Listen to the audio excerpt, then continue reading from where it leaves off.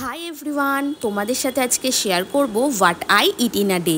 তো সকালে উঠেই আমি প্রথমেই খেয়ে নিয়েছিলাম এই ডিটক্স ওয়াটারটা। তার আধা ঘন্টা পর খেয়েছিলাম লাল চা আর দুটো বিস্কুট। চা না খেলে ঠিক যেন সকালটা শুরুই হয় না। তারপর ওই 12টা কি 12:30 নাগাদ প্রচণ্ড গরম লাগছিল, তো ফ্রিজে একটা লস্যি ছিল, সেটাই খাচ্ছিলাম। আর খেতে খেতে দেখি আমার দুটো পার্সেল এসে গেছে।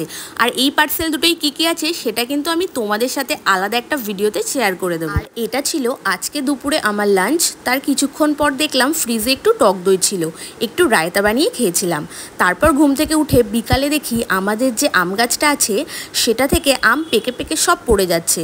তো গিয়ে দেখি দুটো আম ওখানে অলরেডি পড়েছিল, তাই একটা কেটে খেয়েছিলাম। আর আমটা খেতে ছিল ভীষণই মিষ্টি। তারপর সন্ধ্যার দিকে বাড়িতে একটু চাউমিন রান্না করলাম, আর চাউমিনটা খেতে ভীষণই টেস্টি হয়েছিল। রাতের দিকে খেয়েছিলাম ডাল, আলু ঝিঙে পোস্ত আর মহারানী চিকেন। সো আজকে এই পর্যন্তই। ভালো লাগলে একটা লাইক করে দিও।